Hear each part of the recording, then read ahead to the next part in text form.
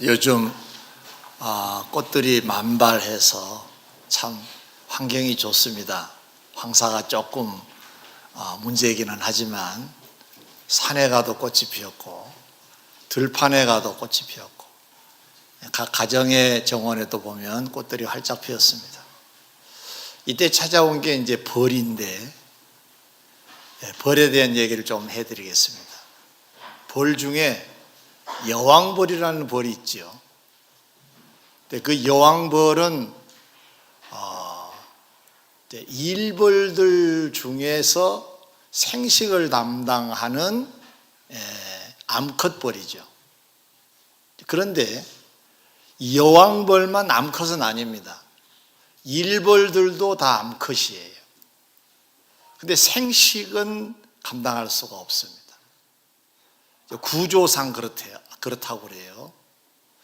근데 더 놀라운 것은 이 일벌하고 이 여왕벌의 관계가 처음부터 씨가 여왕벌 씨 또 일벌 씨로 시작된 게 아니래요. 똑같은 유충으로 시작을 한다는 거예요. 그러면 도대체 어떻게 해서 일벌이 되고 어떻게 해서 여왕벌이 되는가? 딱 한 가지 이유라는 거예요. 먹이 때문에 그렇다고 그래요. 일반 일벌들의 먹이는 그 꿀을 먹습니다. 벌꿀을 먹는데 이 여왕벌이 되는 이 일벌은 원래 일벌 출신인데 로열 젤리를 먹는다고 그래요. 이 벌에게만 집중해서 이 로열 젤리를 먹이면 여왕벌이 된다는 거예요. 놀랍지요? 똑같이 시작을 했는데 그렇게 결과가 달라진다고 합니다. 요즘 우리가 많이 사용하고 있는 표현 중에 금수저, 흙수저라는 말이 있지요. 이 세계에서는 그런 것은 없다고 그럽니다. 똑같이 시작을 했는데 무엇을 먹느냐에 따라서 달라진다는 겁니다. 자, 오늘은 어린이를 생각하는 주일입니다. 이 어린이들에게 뭘 먹이느냐에 따라서 미래가 달라지지 않겠습니까? 원리가 그러잖아요. 원리가. 그럼 먹인다 그러면 단순히 어떤 먹는 음식이라고 생각하기가 쉬운데 차원을 좀 달리해서 보면 무엇을 머릿속에 넣어주냐에 따라서 미래가 달라진다는 거죠. 무엇을 가르치느냐에 따라서. 그 머릿속에 뭐가 존재하느냐에 따라서 삶이 달라지고 가치가 달라지고 인격이 달라지고 미래가 달라질 수 있다는 거죠. 뭘 넣어주느냐에 따라서. 오늘은 세 군데 본문을 봤습니다. 처음에 본 본문은 아이에게 가르치라고 되어 있습니다. 가르치는 것은 어른들이 몫이죠. 자, 부모만 가르치는 건 물론 아니라고 봅니다. 먼저 선생의 자리에 있는 어른들, 말 그대로 선생님들입니다. 내 아이만이 아니라 또 다른 아이들에게도 이런 영향력 있는 어른들이 돼야 되겠죠. 가르치는 것이 우리 몫이어야 된다는 얘기도 되죠.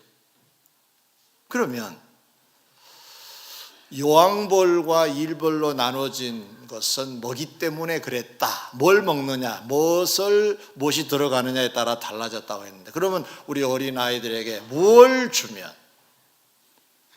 그 미래가 그의 인격과 가치가 달라질 수 있을까? 그러니까 뭘 줘야 할까? 많겠지만 매우 강조된 내용 두 가지만 오늘 말씀드리려고 합니다. 첫째로, 여호와 하나님을 경외하고 그의 길을 걸을 수 있도록 가르치는 것이 우리 몫이라고 되어 있습니다. 아이가 하나님을 사랑할 줄 알도록 가르쳐주는 것이 우리 몫이고, 이것이 머릿속에 입력이 되어 있는 자로 살면 이 아이의 미래는 달라질 수 있다는 거죠. 자, 왜 그런가? 성경을 논리적으로 한번 정리해 보도록 하겠습니다. 마태복음 22장 36절 이하에 보면 한 율법사가 주님을 찾아와서 계명 중에 어느 계명이 큽니까? 라고 질문을 합니다. 그때 주님께서 내 마음을 다하고 뜻을 다하고 목숨을 다하여 주 너희 하나님을 사랑하라. 이것이 바로 첫째 되는 계명이 되고 온 율법, 모든 선지자의 강령이 된다, 이렇게 말씀하셨어요. 핵심, 율법의 핵심 주제가 하나님 사랑이다, 이런 얘기잖아요. 그 율법이란 게 뭡니까? 율법은 창조주 되신 하나님이 피조물인 인간들에게 이렇게 살아야 된다라고 규칙을 정한 거예요. 규칙이에요, 규칙. 요즘 야구 시즌입니다. 야구도 보면 룰이 있잖아요. 어떠면 아웃이 되고 어떠면 점수가 나고, 그 룰에 벗어나면 점수는 나지 않아요. 그 룰 안에서 차곡차곡 쌓아가야 승자가 될 수가 있는 거잖아요. 룰이라는 게 있습니다. 모든 공동체에는. 우리 인류의 공동체에는 하나님이 율법을 주셨어요. 그게 규칙이에요, 규칙. 성도로 살아가는 규칙. 근데 이 율법의 핵심 주제가 하나님 사랑이라는 거예요. 하나님, 주님이 가르쳐 주신 내용이. 이게 무슨 얘기인가요? 성도는 기본적으로 하나님을 사랑하는 것이 맞다, 그런 뜻입니다. 이것이 근본이다, 그런 뜻도 되는 거죠. 하나님과 우리의 관계에서 우리가 반드시 행해야 될 게 뭐냐? 우리를 지으신, 우리를 있게 하시고 우리의 미래까지 있게 하실 하나님에 대한 존경심, 사랑이 우리에게 있어야 된다, 그런 말이에요. 자, 5월 가정의 달 이제 시작됐지요. 한편으로 보면은 좀 중간층에 있는 사람들이 참 많이 힘들겠다, 이런 생각이 들어요. 위에 부모도 계시고 아래 아이들도 있고 참 고달픈 달이다, 이런 생각이 들어요. 직장인들의 조사에 의하면 5월이 참 싫다, 이런 사람도 있다 그래요. 얼마나 힘이 들었으면 그럴까 하는 생각이 들기도 하고요. 자, 가정의 달인데 부모가 언제 기쁠까요? 뭐가 효도일까요? 여러 가지로 말씀 나눌 수 있겠지만 가장 행복한 가정, 행복인 줄 모르면 좀 안타깝지만은 그래도 모르는 상태라도 행복한 가정은 어떤 가정이냐? 이 자녀들과 부모의 관계가 소통이 원활하고 이 사랑을 주고받은 가정 아니겠습니까? 용돈 준다고 효도고 좋은 가정이라고는 말할 수가 없는 거죠. 소통이 잘 돼야 되고 사랑의 관계가 유지돼야 된다. 아버지, 어머니가 자식을 사랑, 자식들이 부모를 사랑. 자, 우리는 큰 울타리 속에 하나님을 아버지로 모시는 자녀들이에요. 우리들이 마땅히 할 일이 뭐냐? 소통을 잘해야 되는데 하나님을 사랑하는 우리 몫이라는 얘기입니다. 율법의 가장 근본이 되는 이 규칙 제1호가 뭐냐? 크고 첫째 되는 계명이 하나님 사랑이라 그러잖아요. 그러면 이걸 그대로 1벌을 로얄 젤리를 먹여서 여왕벌 만들려고 하면 이 엑기스를 자녀들에게 전달해야 되겠죠. 하나님 사랑하라 꼭 가르쳐야 되겠죠. 다 같이 하나님을 사랑하라. 네. 그래야 이제 좋은 도리를 다하는, 가장 하나님을 기쁘시게 해드리는 그런 우리가 된다. 또 있어요. 왜 이걸 가르쳐야 되는가?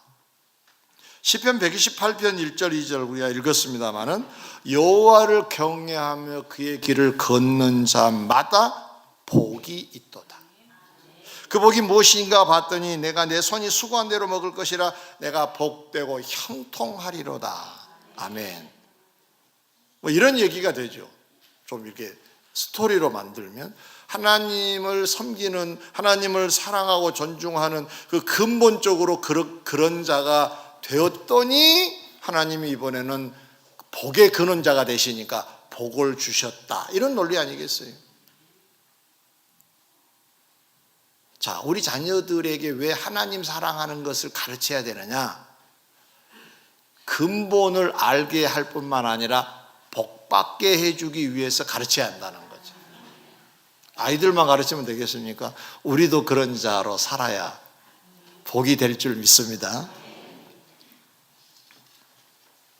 작은 두 번째로 하나님을 그러면 경외한다는 게 뭘까? 왜 경외해야 되는가 하는 것은 방금 말씀드렸어요. 또 다른 각도에서 그러면 하나님을 사랑한다는 게 좀 구체적으로 뭐가 있을까? 우리 하나님 사랑합니다. 그러면 그냥 다 끝나버리는 것 같은데 그게 뭘까? 성경을 좀 소개해드리면 민수기 14장 20절에 보니까 출애굽한 이스라엘 백성들이 가나안을 지금 가고 있어요. 하나님이 약속의 땅. 근데 너무 힘들어. 또 정보도 들어보니까 그곳은 네피림 후손들이 있어, 거인족들이 있어가지고 가면은 이게 파리 목숨 같다는 정보를 입수하고 가기 싫어합니다. 그래서 다시 애굽으로 가자 이런 분위기가 이제 전체 분위기가 되고 말았습니다. 그때 하나님께서 모세를 향하여 그렇게 청종하지 않는 그들을 향하여 이렇게 말씀하십니다. 저들이 나를 멸시하는구나. 그랬어요. 멸시를 한다. 그게 무슨 말인가요? 왜 멸시한다는 판단을 주님이 하신 거죠? 불순종. 가자고 하면은 그걸 믿고 가면은 좋은 건데 안 믿어진다는 거죠. 그래서 자기들이 생각할 때 애굽이 더 낫다는 거죠. 하나님은 가나안 가라고 그러는데. 그러니까 이런 불순종이 당신을 멸시한 것, 불신이 멸시라는 거죠. 그럼 여기서 답을 하나 찾을 수가 있어요. 어떤 게 경애고 사랑이냐? 순종이죠. 믿고 따르는 거죠. 아멘. 저는 운전을 하기 전에 집사람하고 나란히 앞에 앉습니다. 어떤 집은 뒤에 앉히기도 하는데 저희 집은 앞에 나란히 앉습니다. 근데 가다가 이 얘기를 합니다. 저 오늘은 안 좋을 거라고, 운전자를 도와주기 위해서 안 좋을 거라고. 근데 좀 있으면 여지없이 졸아요. 근데 저는 단 한 번도 기분 나쁜 적이 없습니다. 그것 때문에 운전을 잘못했던 적도 없습니다. 그 마음속에 어떤 생각이 들었느냐? 얼마나 편하면 잘까 하는 생각이 들었어요. 사실입니다. 불안하면 잠이 안 와요. 네. 다 주무세요? 네.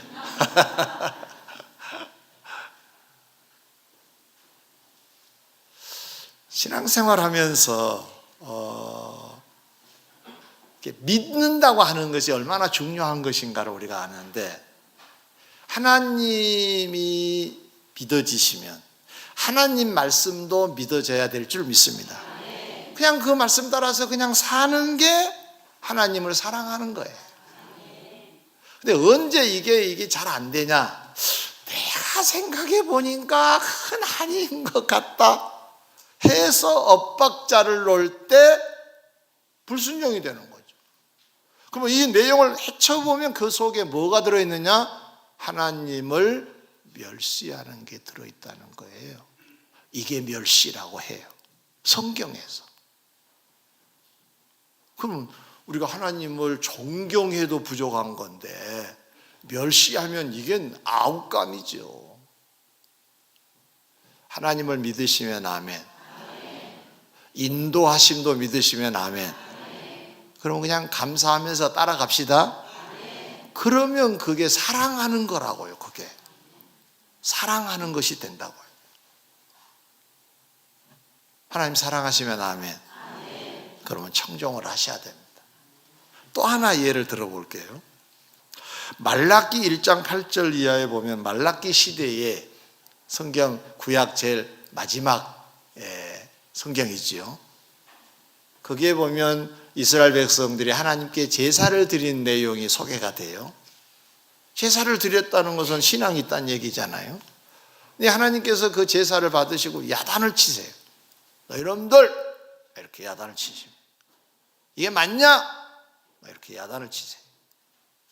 왜 그런가 이렇게 봤더니 제사를 드리면 제물을 가져오잖아요. 제물. 그때 뭐 양을 잡아오고 뭘 비둘기를 잡아오고 뭐 이런 걸 잡아오잖아요. 짐승을 동물을 잡아오는데 하나님이 이렇게 보시더니 병든 걸 잡아온 거예요. 율법에는 병든 걸 잡으면 안 되게 돼 있어요. 또 이렇게 보니까 눈이 멀었네. 이렇게 보니까 절어. 그러니까 불 태웠으니까 그게 보이겠어요. 그러니까 아마 이게 그냥 불 태워지면 다 모를 거야. 사람들은 속았겠지요. 제사 드리는 사람이네. 근데 하나님은 예리한 눈을 갖고 계셔서 다 보신 거죠. 그때 하나님께서 백성들을 향하여 무슨 말씀을 하셨느냐? 저들이 나를 경멸했다고 합니다. 오늘날로 말하면 어떤 것을 말하느냐? 구약의 제사가 오늘날 예배잖아요. 그럼 어떤 예배를 말하느냐? 형식적인 예배를 말합니다. 그냥 예배 자리는 온 거야. 예배 자리는 오지만은 누구 말대로 영혼 없는 예배. 그냥 몸만 와. 그냥 안 오면 또 부모들이 뭐라 그러니까. 또 뭐 구역 강사도 전화오고 왜 왔냐 안 한다. 전사님도 막 계속 전화오고 카톡. 귀찮으니까 나가주는 거예요. 그래서 앉아 계시면 이것도 눈먼 예배가 될 수 있어요. 저는 예배가 될 수 있어요. 병든 재물의 예배가 될 수 있다는 거죠. 하나님이 이 예배는 노하십니다. 여러분, 하나님 앞에 드리는 제사를 노한다는 얘기는 하나님이 좋아하시지 않는다는 얘기니까 하나님을 사랑한 것이 아니라는 얘기가 되는 거죠. 뭐 이뿐이겠습니까?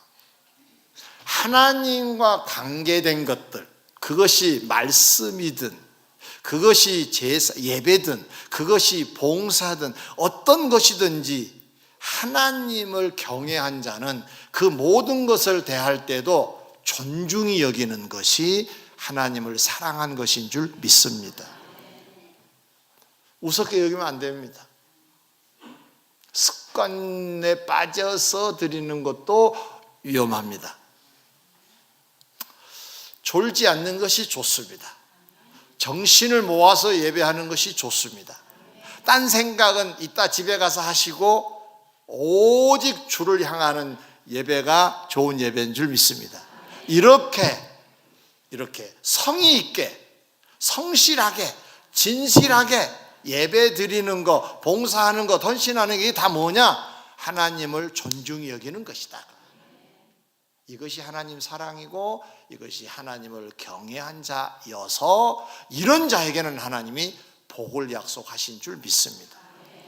그러면 우리도 그렇게 살아야 되겠지만 우리 자녀들에게도 이걸 잘 가르쳐야 돼요.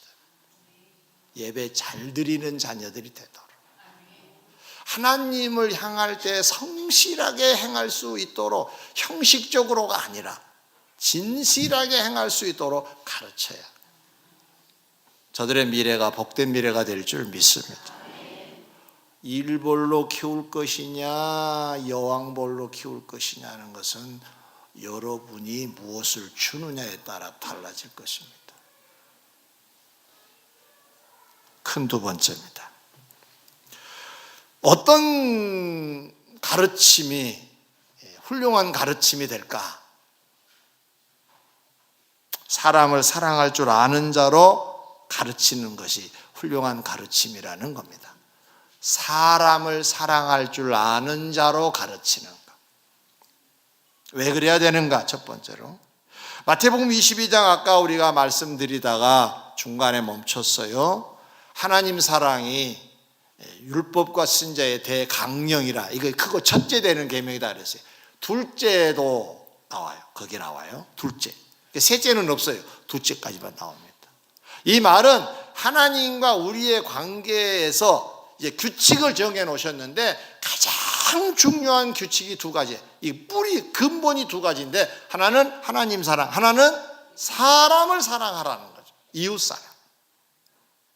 그러니까 좋은 성도는요, 하나님 사랑하고 이웃 사랑을 할 줄 알아야 돼요. 어떤 사람들은 사람은 사랑해요. 근데 하나님은 안 사랑해. 이건 절반밖에 안 되는 거죠. 또 어떤 사람은 반대로 하나님은 엄청 좋아하고 하나님에 대해서는 뭐 특심인데 사람의 관계가 영 나빠. 이것도 반쪽 신앙이에요. 온전한 신앙은 아니에요. 하나님을 사랑하는 자, 사람도 사랑해야 될 줄 믿습니다. 사람을 사랑하는 자, 하나님 사랑해야 될 줄 믿습니다. 이 사랑이 근본적인 거라는 거죠. 율법의 근본이라 그러잖아요.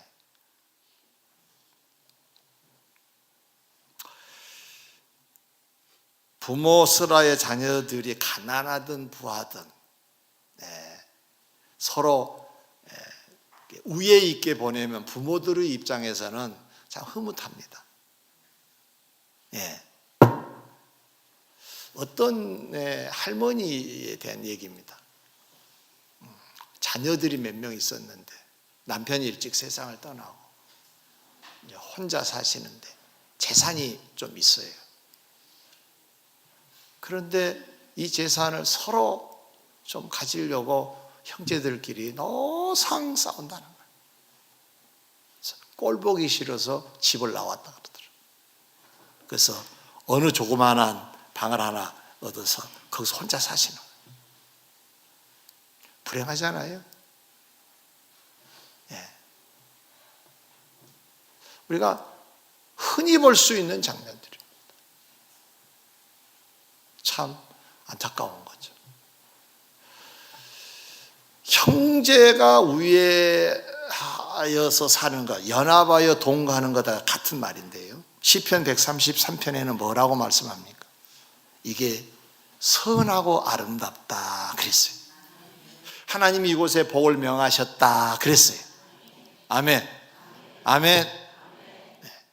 그러니까 연합하고 동거하려면은 나도 좀 양보하고 또 위하고 서로 그런 관계가 되어야 서로 하고 싶겠죠. 딱 한 번 만나봤더니 야 밥맛이야 그러면 다음에 안 만나고 싶겠죠. 서로 좀 자기를 낮추고 자기 자랑을 좀 빼고 자기 자식 자랑도 좀 빼고 참 그 자녀 참 훌륭하네요 부추겨주고 상대방을 칭찬해주고 격려해주고 그러면 또 만나보고 싶고 이래야 연합이 되는 거 아니에요. 만나면 자기 자랑해. 만나면 자기 자식 자랑해. 다른 사람은 들어갈 틈이 없어. 그러면 그 사람 안 좋아합니다. 그럼 연합하여 동거할 수가 없는 거죠. 그 아름다운 공동체를 이루지 못한 장본인이 되고 맙니다. 이렇게 사람을 사랑하는 것, 하나님 위에서 내려다 보실 때는 형제가 서로 사랑하는 거예요. 이 아름다운 모습을 통해서 하나님께 기쁨을 드리시는 여러분 되시길 바랍니다. 또 사람을 사랑해야 될 이유 하나를 더 말씀을 드리면 잠언 19장 17절에 보니까 가난한 자 곧 이웃을 불쌍히 여기는 것은 여호와께 구워드리는 것이니 그의 선행을 갚아주시리라. 이건 참 놀라운 비밀의 말씀입니다. 자 보세요. 이런 얘기입니다. 누군가가 어려워요. 그 누군가에게 내가 도움을 좀 줬어요. 누군지도 잘 몰라요. 그 사람도 나에게 갚을 생각도 안 해. 그런데 이것을 하나님은 어떻게 판단을 하시느냐? 당신에게 빌려드린 것으로 하나님은 알고 계셔서 하나님이 나에게 갚으시겠다는 약속의 말씀이에요. 그러니까 우리는 해서 그 사람이 나에게 뭐 좀 고맙습니다 해도 좋고 안 해도 상관없는 이유가 누가 갚아주신다고요? 하나님은. 예수님께서 공생애 시작하실 때 제자들을 불러서 각 가정을 보내시면서 전도하라고 하셨죠. 가서 평안을 빌어라. 빈 평안이 그들이 받지 못할 만큼이면 너희들에게 돌아올 것이다. 이런 말씀하셨어요. 이거 같은 원리예요. 내가 누군가에게 베풀었어요. 근데 그 누군가로부터 안 돌아와. 걱정할 거 없어요. 오히려 더 감사해야 돼요. 안 돌아오는 게. 어떤 사람에게 결혼식에 축의금을 상당히 했는데 우리 집에 초상이 났는데 거들떠 보지도 않네. 괜찮아요. 그럴 수 있는 거고. 그러면 누가 갚아주신다? 그렇게 원리가 되어 있는 거잖아요. 사람 손이 커요? 하나님 손이 클까요? 엄청 크시겠죠. 세상을 만드셨으니까. 아멘. 그러니까 오고 안 오고 신경 쓸 거 없어요. 그냥 우리는 사랑하는 것만 우리 몫이라고 생각하시면 돼요. 쉽지 않아요. 물론 쉽지 않습니다. 쉽지 않아요. 그러나 하나님의 가르침이고 이것이 우리의 미래를 복되게 하고 우리 자녀들의 미래를 복되게 하는 배경이 된 줄 믿습니다. 그러면 작은 두 번째로 이웃사랑이란 뭘까? 이웃사랑이라는 걸 구체적으로 어떤 것일까? 뭐 많지만 고린도전서 12장 14절 이하에 보니까 나와 같지 않는 이웃을 내가 존중히 여기는 것, 한 존재로 인정하는 것도 사랑이라고 그래요. 무시하지 않는 걸 말하는 거죠. 또 잠언 21장 13절에 보니까 귀를 막고 가난한 자가 부르짖는 소리를 듣지 아니하면 자기가 부르짖을 때에도 들을 자가 없으리라, 이런 말씀이 있어요. 가난한 자가 뭔가 부르짖을 때, 이 말은 도움을 청할 때 그 말이에요. 도움 주는 것이 이웃사랑인 거예요. 하나님 사랑은 하나님과 관계된 것들을 존중히 여길 때 하나님 사랑이 나타난 거고요. 이웃사랑이라고 하는 것은 이웃의 존재를 인정하고 무시하지 않고 잘 배우고 못 배우고 떠나서 잘나고 못나고를 떠나서 그냥 한 인격자로 존중히 여겨주고 인정해주고 그리고 필요하면 도움을 주는 것이 사랑이라는 거죠. 이런 사람들에게는 하나님이 복 주신다고 약속하셨습니다. 이런 자녀를 키워내시기를 주의 이름으로 축원합니다. 우리도 이런 자가 돼야 되고 이런 자녀들이 되도록 끊임없이 지금도 기도해 이 자녀들을 만들어가는 일이 부모들에게 달려 있습니다. 어른들에게 달려 있는. 끝으로 세 번째 마지막입니다. 어린이들이 배울 수 있도록 잘 가르치는 비결은 뭘까? 신명기 6장 7절에 보니까 내 자녀에게 부지런히 가르치며 집에 앉았을 때든지 길을 갈 때든지 누워있을 때든지 일어날 때든지 이 말씀을 강론하라, 이렇게 말씀하고 있어요. 어디에서든지 가르치라는 얘기가 되는 거예요. 우리 문화에 식탁 문화라는, 교육 문화라는 게 있죠. 저는 훌륭하다고 봅니다. 요즘은 식탁 교육이 잘 안 돼요. 다 들어오는 시간 나가는 시간 다 다르잖아요. 같이 밥 먹는 시간이 별로 없어요. 그러니까 교육이 사라졌다고도 볼 수가 있는 거예요. 그 시간에 만나서 뭔 얘기를 해야 되는데 못 만나는 거예요. 못 만나. 그러니까 자녀들이 하고 싶은 말도 못 하는 거죠.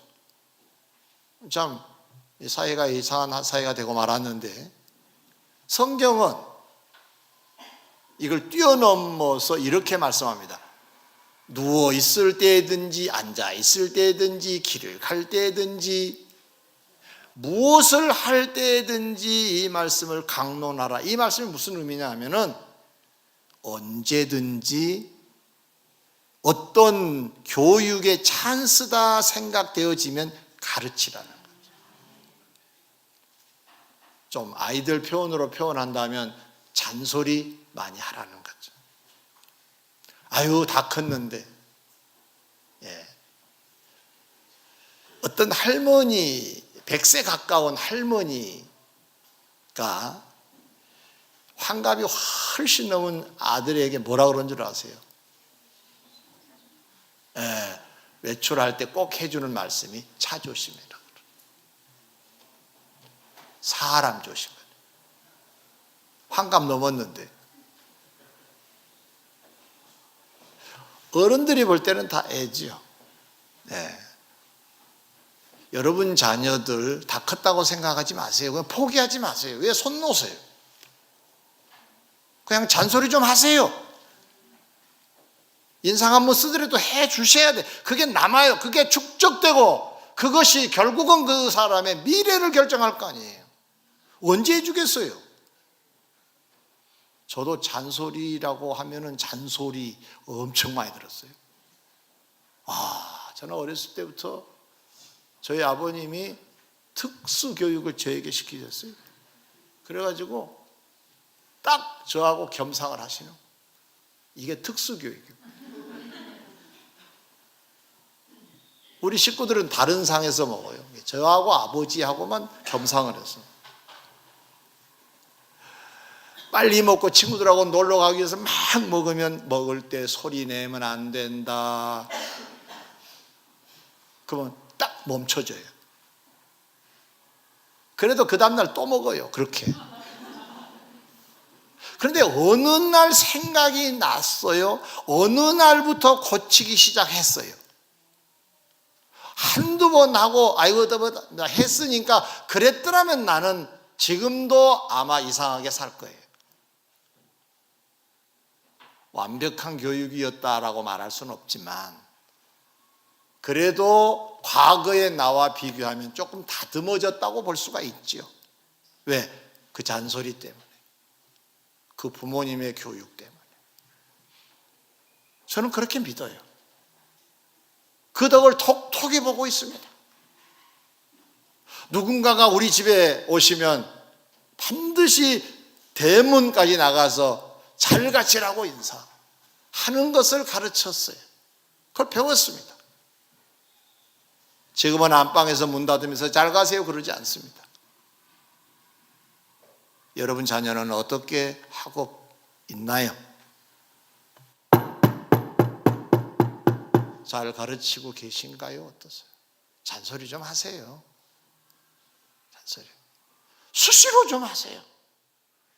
부모 몫이랍니다. 그게 어찌 하겠습니까? 해야지. 60 넘은 아들한테도 자조심하라고 하는데 해야지.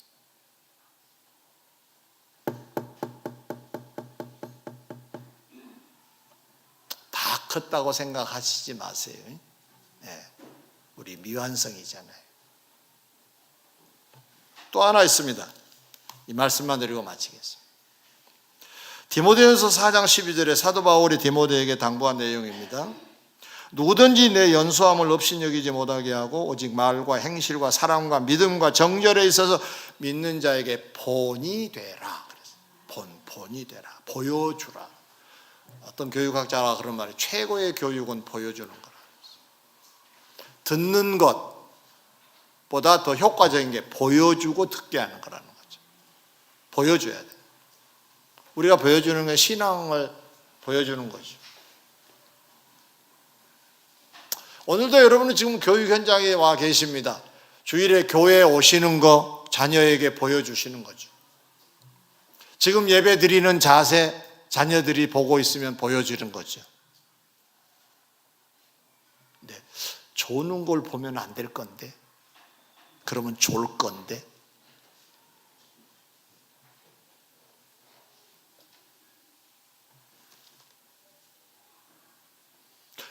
보여주는 것, 무엇을 보여야 되겠습니까? 하나님을 사랑할 줄 아는 부모, 사람을 사랑할 줄 아는 부모를 볼 때 아이들은 그걸 배울 거 아니에요. 제가 아는 분이 1년에 몇 차례 정도 고아원 양로원을 꼭 가신 분이 계세요. 가족과 함께 떡 해가지고, 그래서 무슨 명절 때 가는 것이 아니라 평상시에 간대요. 그래야 조용하고 더 환영받고 좋대요. 자녀들의 인성이 달라지기 시작하더라는 거죠. 그렇게 내가 살 때 자녀들이 배우는 거 아니겠어요? 여러분, 하나님을 더 많이 경외하는 것을 여러분이 생활 속에서 보여주시면 뒤에 오는 사람들은 배울 줄 믿습니다. 장로님들, 권사님들,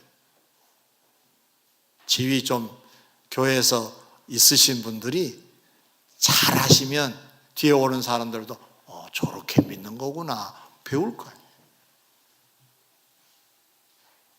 그래서 우리 모두 다 벌로 말하면 일벌도 좋지만 알을 생산해서 더 많은 이제 벌을 만드는 여왕벌처럼 여러분 더 큰 일도 더 많이 해내는 여러분 되시기를, 그러려면 잘 가르치고 잘 배워야 되겠죠. 그렇게 되시기를 주의 이름으로 축원합니다.